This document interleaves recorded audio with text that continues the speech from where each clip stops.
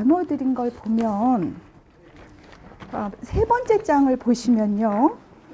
인간 발달의 시기적 구분이라고 되어 있습니다. 그래서 이제 과거에는 전통적으로 태내기, 그러니까 수정부터 출산까지 태내기, 영아기, 유아기, 아동기, 청소년기, 또 성인 초기, 성인 중기, 그 다음에 성인 후기, 노년기 이렇게 이제 나눴고 보통 노년기를 61세 이후로 보았습니다.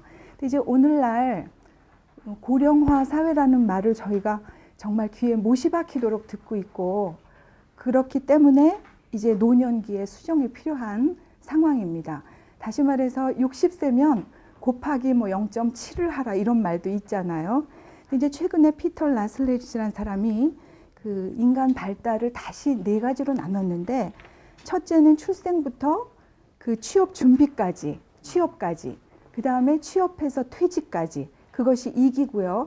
3기는 퇴직 후에 건강할 때까지, 그 다음에 건강을 잃었을 때부터 사망까지 이렇게 4기로 나눴습니다. 이거는 저희한테 굉장히 의미 있는 그런 구분 같고요.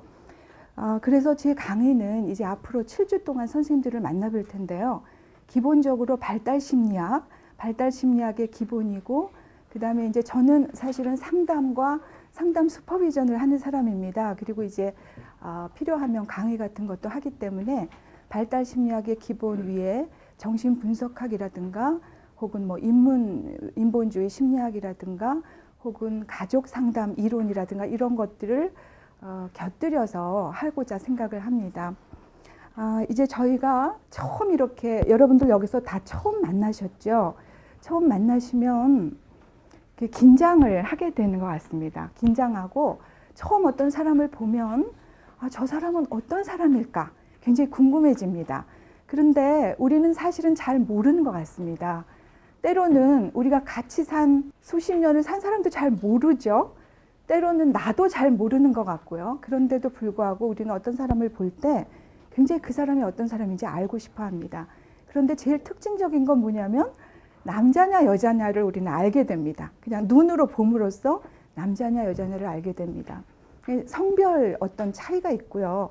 최근에 제가 어떤 정신과 의사와 이야기를 하면서 들었는데 그분께서 뭐라 그러시냐면 성차에 관한 그 강의를 새로 들었답니다. 그런데 너무나 남성과 여성이 달라서 이것은 혹시 다른 종족이 아닐까, 다른 종류가 아닐까 할 정도로 차이가 난다 그럽니다. 그런데 이제 저희가 심리학 쪽에서 볼 적에는 다른 것도 있고 사실은 공통점도 많다고 보는 것이죠. 어떻게 보면 성차보다는 개인차가 더 크다고 그렇게 보는 겁니다. 그래서 어떻든 남성이냐 여성이냐가 제일 크게 이제 우리한테 처음 정보로 우리에게 들어오고요. 그 다음에는 뭐겠습니까? 연령입니다. 저를 처음 보셨을 때 여자구나. 그리고 저 사람이 이렇게 늙었나, 나이가 많은 사람이구나 이렇게 보셨을 겁니다. 다시 말해서 인간은 발달하는 존재라는 것이죠. 처음부터 제가 이렇게 나이가 먹었던 건 아닙니다. 처음에 저는 엄마 아빠한테서 아기로 태어났습니다. 제가 그 1월 14일인가요? 그 서울 인문포럼에서도 잠깐 그 배 선생님의 배려로 이렇게 말을 전할 기회가 있었는데 우리들은 누구나 나라는 거를 가지고 사는 것 같습니다. 나라는 거를 가지고. 그래서 이제 내 삶이 너무 힘들면 훌쩍 여행을 떠납니다. 이제 좀 뭔가를 바꿔보고 싶어서 환경을 바꿔보고 싶어서 그러니까 이 환경을 바꾼다는 것도 굉장히 중요한 하나의 전략이 되겠는데 환경을 바꾸어도 이 나라는 거를 들고 간다는 거죠. 그 속에 내가 있기 때문에 내가 안 바뀌면 여전히 나는 고통 속에서 살 수가 있는 것입니다. 그래서 이제 내가 어떤 사람인가 굉장히 궁금한데 인간의 그 사고의 특징은 하나는 기원을 묻는 거예요. 이건 왜 이렇게 됐을까? 언제부터 그렇게 됐을까? 이 기원을 묻는 거고 또 하나는 인과론입니다. 이 일이 이렇게 된 건 원인이 무엇일까? 그 원인의 원인은 무엇일까? 이렇게 이제 인간 사고의 특징인데 그러다 보니까 인간의 기원을 찾느라고 철학자들은 뭐 제일 원인이다. 혹은 종교학자들은 뭐 신이다. 혹은 뭐 부동의 동자다. 여러 가지 이름들을 짓습니다. 근데 제가 보니까 눈으로 보이는 인간의 기원은 한 사람의 남자와 한 사람의 여자입니다. 그렇죠? 그래서 이제 우리가 자랄 때 보면 나에 대한 그 궁금증, 내 속에 이렇게 일어나는 궁금증들을 보면서 사람이란 어떤 존재인가? 나는 무엇인가? 저는 제가 굉장히 어릴 때에도 나라는 게 굉장히 특이하게 느껴지고 나라는 걸 알고 싶었는데 이 많은 사람들이 다 자기 안에 자기라고 하는 것이 있다는 것이 굉장히 궁금했었습니다. 너무 궁금합니다. 누구나 다 나라는 걸 가지고 산다는 것이 굉장히 궁금했던 얘기입니다. 그래서 그 인간의 기원을 생각해 보니까 엄마와 아빠에게서 났다. 그래서 처음에는 아기로 태어난다고 하는 것이 인간의 발달 중에 제일 큰 특징이라는 생각입니다. 그 얘기는 뭐냐면 아까 선생님들께서 이렇게 소개하시고 이런 걸 보니까 제가 여기서 이제 드릴 말씀이 없는 거예요. 무슨 말을 드릴 수가 없는데 다들 이렇게 훌륭한 어떤 위치에 오셨지만 처음에는 다 선생님들께서도 아마 아기로 태어나셨을 겁니다. 그렇죠? 제가 못 봤지만 아기로 태어나서 여기까지 오셨다는 얘기입니다. 그래서 누구나 인간은 아기로 태어나기 때문에 평생 동안 내가 굉장히 작은 존재라고 하는 감각을 죽을 때까지 갖고 간다고 하는 것입니다. 저는 딸이 둘이 있는데요. 우리 아이들이 이제 싸울 때가 있습니다. 이제 어릴 때 보면 막 싸우는데 어떻게 싸우냐면 뭐 나는 언니가 잘못됐다고 생각한다. 그러면은 아니다. 뭐가 어쩌다. 그러면 나는 그거보다 하나 더 내가 더 맞다. 그러면 나는 그거보다 하나 더 맞다. 이렇게 이제 싸우다가 나중에는 우리 큰애가 뭐라 그러냐면 너가 아무리 그래도 너는 나보다 나이가 많을 수가 없어. 그거는 너의 운명이야. 이러는 거를 봤습니다. 그러니까 우리는 인간은 태어나서부터 엄마 아빠라는 거대한 존재 밑에서 내가 굉장히 작은 존재로 태어났다는 것이죠. 그래서 결국 우리의 성격이라고 하는 것은 무엇이냐면 심리나 성격이라고 하는 것은 무엇이냐면 그 엄마 아빠 밑에서 태어나서 내가 살아남기 위해서 최선을 다한 어떤 방식이 나의 성격이다 하는 얘기입니다. 이제 처음에 이렇게 다 모여서 소개할 때 어떤 분들은 굉장히 떨린다 이렇게 말씀하시고 어떤 분들은 나는 굉장히 내성적이어서 정말 이런 데 나가는 게 정말 떨린다 이렇게 얘기하시죠. 그리고 어떤 분들은 너무나 외향적이어서 물 만난 고기처럼 막 이제 자기 소개도 하고 이렇게 하십니다. 그래서 이제 제가 그 상담도 하고 많은 사람들을 만나보면서 느낀 거는 한국인들이 나는 내성적이라고 느끼고 그게 좀 문제라고 느끼는 분들이 많이 계시다는 것을 보게 됩니다. 그리고 마치 내성적인 거는 외향적인 것보다 잘못된 것 같이 그건 좀 고쳐야 되는 성격처럼 느끼는 경우가 많이 있습니다. 그런데 이제 제 느낌은 최선을 다한 전략입니다. 우리가 외향적이든 내성적이든 최선을 다한 전략이고 어느 하나가 옳고 그름이 아니라 그냥 단지 다른 거다. 그게 나한테 가장 잘 맞는 거라면 안 바꿔도 된다는 그런 느낌이 있습니다. 그래서 이제 발달 심리학을 제가 설명하다 이렇게 됐는데 고령화 사회에 되면서 우리 지금 제일 큰 주제가 뭐냐면 젊은이들 같은 경우는 그 피터 라슬렛의 경우를 보면 취업, 그 다음에 퇴직, 그 이후도 굉장히 긴 세월이 남아있는데 우리가 당장 어떻게 살아야 좋은지를 모르는 그런 시대가 왔다는 것이죠. 그래서 이제 이 산업화가 너무 발달하고 정보화가 너무 발달하니까 앞으로 미래 전망을 하면 로봇가 하고 컴퓨터가 하면 인간이 하는 것 조금 남고 나머지는 우리가 다 실직자가 돼야 되는 것 아닌가 그런 느낌을 갖는 거죠. 여기 이제 김원택 교수님이라고 이제 또 해주실 텐데 작년에 그 미래학을 해서 제가 들었었습니다. 근데 저분께서 말씀하시기를 저는 이제 뭐 잘 모르겠어요. 미래학이 어려워서. 근데 뭐 의사도 없어질 것이다. 무엇도 없어질 것이다. 이렇게 많은 말씀을 하시는 걸 듣고 제가 깜짝 놀랐습니다. 그래서 이제 그런 어떤 굉장히 독특한 시대, 인류 역사상 이런 시대를 아마 처음 맞이하지 않나. 그래서 우리가 너무나 스트레스를 받는 그런 시대가 왔고 저는 이만큼 사는 게 그래도 다행이다. 요새 태어났으면 결혼을 했을 거며 아기를 낳았을까. 굉장히 두려운 그런 마음입니다. 그 에릭스는 제가 다음에 하고요. 다시 이제 첫 페이지로 돌아가겠습니다. 거기 네모 안에 상자를 한번 보겠습니다.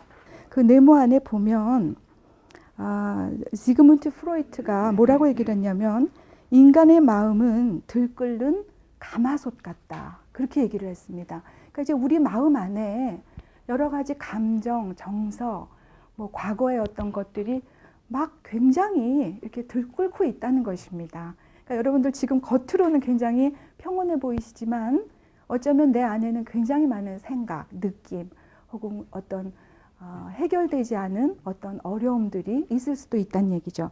저는 이 말이 굉장히 제가 좋아하는 말이어서 제가 한번 적어봤습니다. 그 인간이 겉으로 보이는 것과 속에 있는 것이 다르다고 하는 것은 굉장히 기본적인 것 같습니다. 그래서 일본 사람들도 혼내와 다테마에 이런 얘기를 많이 하죠. 자, 그 다음에 제가 좋아하는 헨리 데이비드 서로우는 뭐라고 얘기를 했냐면 사람은 화려한 거죽 아래서 고요한 절망의 삶을 살아간다. 그렇게 얘기를 하고 있습니다. 놀이에 열중하고 있는 어린아이의 심각성. 니체가 아마 이런 말을 한 것 같습니다. 어떤 분께서 이런 걸 우리가 회복해야 된다. 그렇게 말을 하고 있는데요. 우리 이 교실은 우리가 다니던 학교와는 다르게 숙제도 없고 이제 출석만 하면 됩니다. 또 제일 큰 차이는 예전에는 마치 선생님들이나 교수님들이 말을 하면 그게 마치 우리가 받아들여야 할 진리처럼 우리는 공부를 했고 그래서 이제 우리가 획일적으로 되었습니다. 그러니까 정답이 있고 다른 거가 아니라 틀린 거라고 우리는 생각을 했습니다. 그거는 너는 나랑 틀려서 그렇게 말을 하죠. 다르다는 거를 틀리다라고 우리는 말을 했습니다. 그러나 절대 그렇지 않고 우리 지금 이 학교는 내가 생각하고 내가 질문하고 내가 의심하는 그런 것인데 저는 이미 주어진 것을 내가 뒤집어서 의심하는 것이야말로 가장 중요한 우리 공부의 어떤 자세 아닐까 그렇게 생각을 합니다. 인간은 하나의 현실을 사는 것이 아니라 이렇게 공유된 외부에 노출된 그런 현실을 사는 것이 아니고 두 개의 현실을 살아간다고 하는 것입니다. 하나는 이렇게 대인관계적 현실, 우리가 지금 만나는 이 현실은 대인관계적 현실입니다. 그런데 나만이 가지고 있는 이 현실을 심리내적 현실이라고 이야기를 합니다. 어떻게 보면 이 심리내적 현실이야말로 나의 어떤 진짜 모습이 그 속에 있는 것일 수 있습니다. 어떤 사람은 겉으로 굉장히 외향적이고 밝고 그래서 그 사람을 보면 많은 에너지를 받지만 정작 자신은 자신의 어떤 아픔을 감추기 위해서 그런 전략을 쓸 뿐이지 내가 혼자 있을 때에 너무나 우울하고 괴로울 수도 있는 모습이죠. 우리 인간은 그렇게 굉장히 다양한 모습인데 겉으로 드러나는 것과 내 안의 현실이 다르다고 하는 것. 이것이 아마 가장 중요한 이 심리학을 공부하는 그런 출발점이 아닐까 이렇게 생각을 해봅니다. 우리 마음이 단지 그냥 표현하는 것 그 전부가 아니고 굉장히 깊이가 층층이 있다고 하는 것을 많은 학자들이 이야기를 하고 있는데 제가 이제 융을 거기 대표적으로 적었습니다. 융은 제일 표면에 페르소나라고 하는 것이 있다고 얘기를 했습니다. 선생님들께서 잘 알고 계시듯이 페르소나는 가면입니다. 가면. 그래서 우리가 그리스 희곡에서 이렇게 가면을 쓰고 그 캐릭터를 연출을 하는 것처럼 우리는 지금 가면을 쓰고 살아간다고 하는 것이죠. 그 제일 표면에 있는 것이 페르소나입니다. 저는 지금 이렇게 말을 전하는 페르소나를 쓰고 있고 선생님들께서는 여기 학생의 페르소나를 쓰고 계신 것입니다. 건강한 사람이라고 하는 것은 그 상황에 맞게 페르소나를 쓰는 것이라고 합니다. 예를 들어서 내가 엄마이면 딸에게는 엄마의 페르소나를 가면을 써야 되는 것이고 남편에게는 아내의 페르소나를 써야 되는 것이고 그 다음에 밖에 나가면 일종의 시민으로서의 페르소나를 쓰는 것이 맞는 것입니다. 우리가 이제 요새 막 이렇게 논란이 된 뭐 갑질 뭐 이런 거 보면 다른 상황에서도 내가 마치 그 사람의 보스인 양 할 때 우리는 그것을 굉장히 비판을 하는데 그 이유는 상황에 맞지 않는 페르소나이기 때문입니다. 그래서 우리는 굉장히 많은 페르소나를 정황에 맞게 바꿨을 때 그 사람은 심리적으로 건강하다 그렇게 이야기를 합니다. 두 번째는 컴플렉스입니다. 컴플렉스도 굉장히 많이 쓰는 이 보통 명사가 되었습니다. 컴플렉스. 그래서 뭐가 있을까요? 뭐 머더 컴플렉스, 뭐 학력 컴플렉스, 뭐 외모 컴플렉스, 키 컴플렉스 별의별 말을 다 쓰죠. 융으로 말하면 융은 컴플렉스가 어떤 개인의 어떤 무의식에 있는 것이라고 보았습니다. 그런데 조금 더 내려가면 섀도우라고 하는 그림자라고 하는 것이 있는데 이것은 집단의 무의식을 말합니다. 융의 그 어떤 하나의 그 업적 중에 하나는 우리 안에 굉장히 많은 무의식이 있는데 프로이트는 그것을 개인에게서만 발견을 했습니다. 그래서 의식, 전의식, 무의식, 개인에만 관심을 두었는데 융은 이것이 집단적으로도 있을 수 있다고 이야기를 했습니다. 그래서 이제 저희가 이렇게 쭉 보면 집단 무의식이라는 게 있는 것 같습니다. 예를 들면 우리 한국 사람을 보면 그러니까 조선시대를 거치면서 어떤 우리 한국민족이 굉장히 장점이 많은데 이상하게 과도하게 우리 스스로는 우리 자신을 굉장히 이렇게 비하한다 그럴까? 이렇게 자기 스스로를 이렇게 자책하는 그런 스타일이 있는데 그것이 아마도 일제시대를 거치면서 공권력을 믿지 못하고 그런 힘을 가진 사람들은 모두 일본 사람이었기 때문에 그런 어떤 심리가 집단 무의식이 돼서 오늘날까지 온 것이 아닌가 그런 생각도 해볼 수 있습니다. 우리의 마음이 이렇게 정직하지 않고 꼬인 경우가 굉장히 많습니다. 어떤 사람이 굉장히 잘나면 지가 잘나봤자지 이런다든지 뭐 저만큼 하는 사람 어디 없나? 다 저만큼은 하지. 근데 저 사람 굉장히 운이 좋았나 봐. 줄을 잘 탔나 봐. 이렇게 우리는 굉장히 고깝게 보는 마음들이 있습니다. 근데 그것이 아마도 외국의 식민지를 겪은 민족들이 갖는 어떤 사회심리적 성격 중에 하나가 아닐까. 굉장히 불행이라고 생각을 합니다.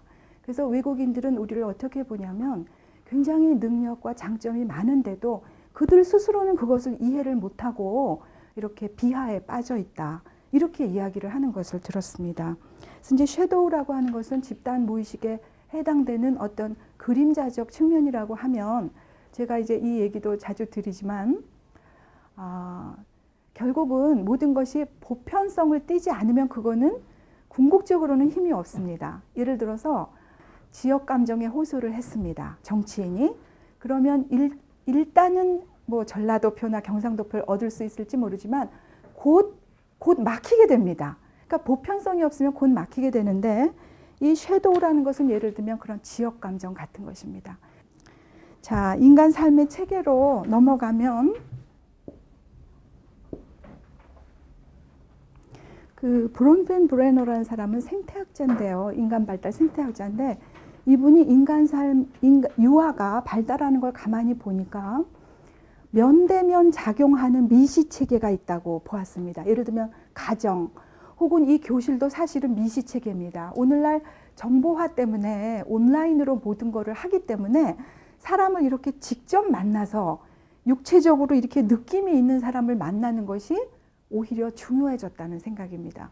사람을 안 만나고 사람과 말을 안 하고도 우리는 은행 업무도 볼 수 있고 수많은 컴퓨터 작업을 통해서 사업도 할 수 있습니다. 그러나 얼굴과 얼굴을 맞대는 것이 너무나 중요하다. 최근에 발견된 거는 아이들이 이제 조금 크면 엄마들이 아기들이 편하라고 이렇게 휴대폰으로 이렇게 뭐 움직이는 거를 뭐 유튜브를 보여준다든지 텔레비전을 틀어놓고 이거 봐라. 그리고 이제 나는 뭐 설거지를 한다든지 할 수가 있는데 놀랍게도 그거는 아이의 발달에 하나도 기여를 안 한다고 하는 것이에요. 그렇기 때문에 그것은 굉장히 뒤늦게 하는 게 좋고요. 제가 이제 이런 것들 강의 같은 것도 들어보면 이렇게 PPT 같은 걸로 이제 할 때 도표 같은 거는 이제 보기가 쉽지만 그렇게 했을 때 남는 게 거의 없습니다. 그래서 이게 뇌의 어떤 자극받는 부위가 다른 것 아닌가. 그래서 저는 구식을 굉장히 좋아합니다. 저는 필기하고 이렇게 하는 걸 굉장히 좋아하는 이유가 훨씬 많이 남습니다. 그래서 저는 신문도 인터넷으로 안 보려고 그래요. 잘 안 보려고 그러고 이제 제가 신문을 이렇게 보는데, 그래서 이 미시체계라고 하는 것은 얼굴과 얼굴을 맞대고 직접 상호작용하는 그런 체계를 미시체계라고 하고, 다시 말해서 이선 교실이라든가 아이로 치면 뭐 놀이터라든가 어린이집이라든가 혹은 가족, 가정 이렇게 되는 것이죠. 이 미시체계가 너무나 중요해서 사실은 인간 발달을 쭉 공부해 보면 과거에는 발달 심리학에서 아동기, 그러니까 성인 초기 전까지, 특히 아동기까지가 마치 발달의 전부인 것처럼 중요시하게 생각을 했습니다. 근데 최근에는 그 이후로 무려 이제 뭐 6, 70년, 8, 90년을 살게 되는데, 시기가 늘어났기 때문에 중요하게 보는 것이 아니고 인간의 성인 발달 자체도 중요하게 보고 그때도 의미 있는 변화가 있을 수 있다라고 보기 때문에 발달의 패러다임이 바뀐 건데, 사실은 오늘날에도 초기 아동, 그 유아기부터 아동기까지가 너무나 중요하다는 것을 저희가 아주 강조를 합니다. 그래서 이제 요새 최근에 육아휴직 같은 거 너무 중요한 제도고요. 할 수 있는 한 오래 하는 게 좋습니다. 할 수 있는 한 오래. 그래서 프로이트는 인간 성격이 한 5, 6세까지 거의 결정된다 이렇게 봤습니다. 근데 이제 최근에 대상관계 이론이라고 하는 것에서는 3세까지를 중요하게 봅니다. 3세. 그렇기 때문에 3년은 굉장히 중요하게 보셔야 돼요. 근데 같이 무조건 있다고 좋은 게 아니라 진짜 걔를 예뻐해야 되는 거죠. 이 자식이 이 세상에 아이를 태어나는 방법이 남자하고 여자하고 사이에서 아기가 태어나는 방법밖에 없어요. 그런데 이 아이는 이 부모의 자식만은 아닙니다. 부모의 자식이긴 하지만 우주의 아이입니다.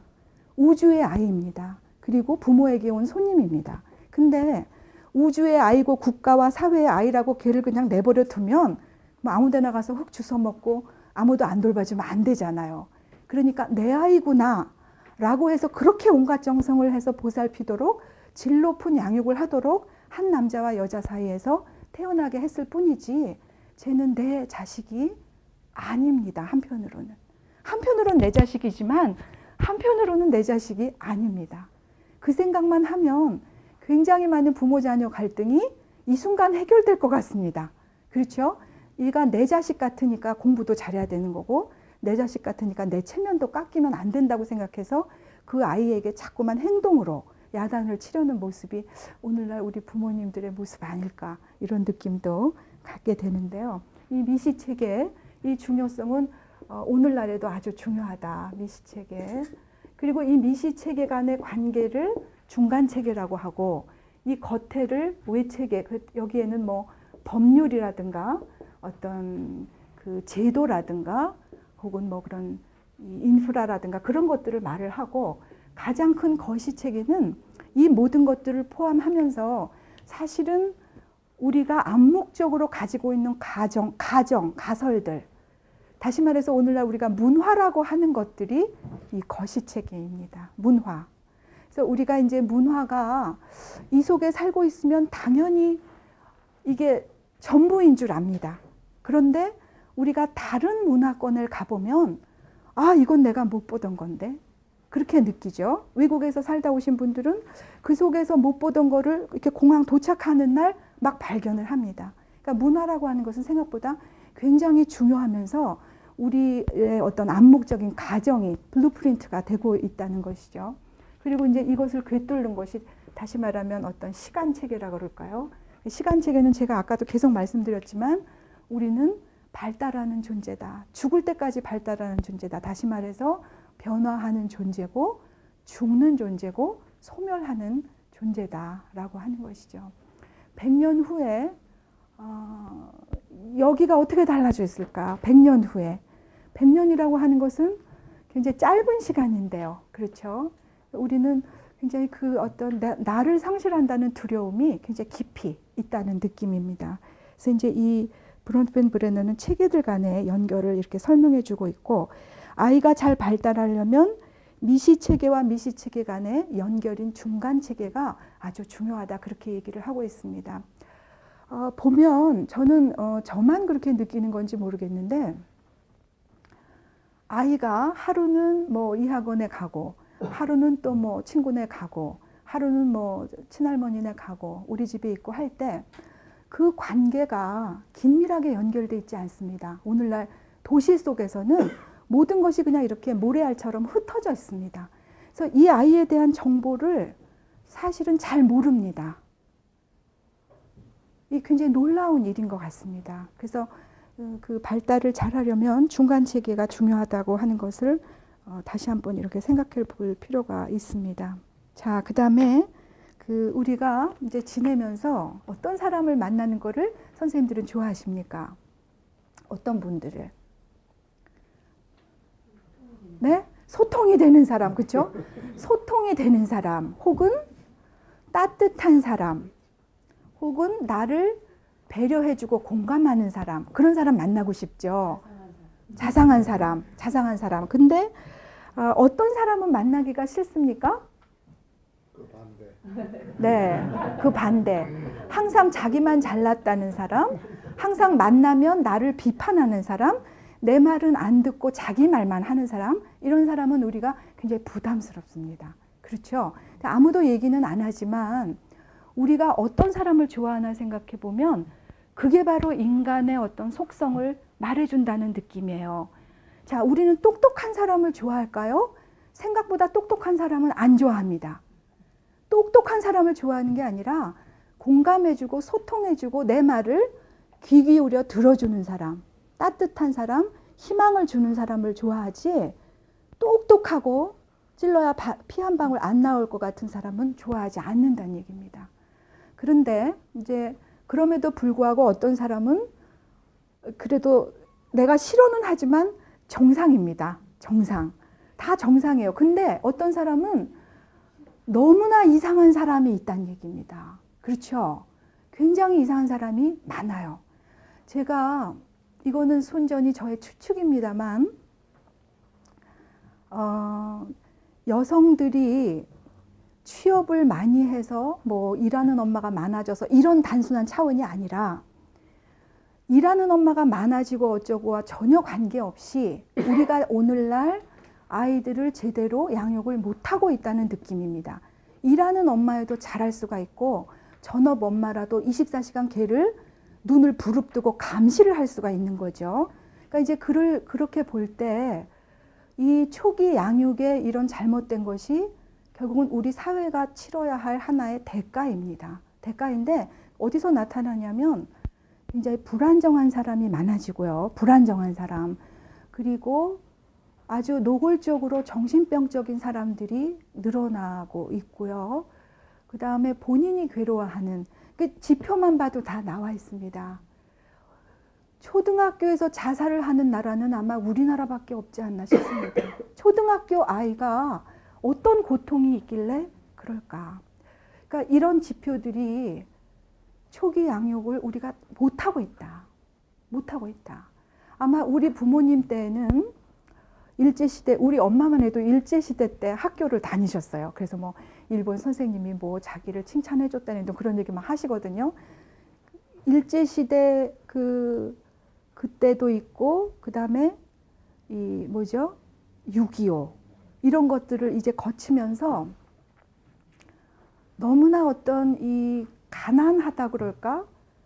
상대적으로 박탈됐다 그럴까? 이게 큰지는 모르겠습니다. 그런데 잘 산다는 개념이 경제적인 거로만 치우치면서 오늘날 너무나 우리의 마음을 이렇게 돌보지 못한 그 부작용이 바로 인류 역사상 유례없는 압축 성장을 한 한국 사회가 그 대가를 지금 치르고 있습니다. 지금. 예. 그래서 지금이라도 하나하나 그것을 바로잡는 수밖에 없다는 느낌입니다. 지금이라도 하나하나. 제가 어떤 도표를 하나 갖고 왔는데요. 여기 보니까 이게 2010년도 그 여성가족부에서 조사한 건데 연령대별 행복의 요인이 무엇일까? 이게 이제 몇 가지 이게 항목이 있습니다. 그래서 봤더니 10대 때는 뭘 것 같습니까? 10대 때. 뭐가 있으면 행복하다. 네? 친구. 가 아니라 돈입니다. 돈. 10대 때 아이들이 돈이 1위입니다. 놀랍죠? 예. 그런데 20대 때는 어떻게 될 것 같아요?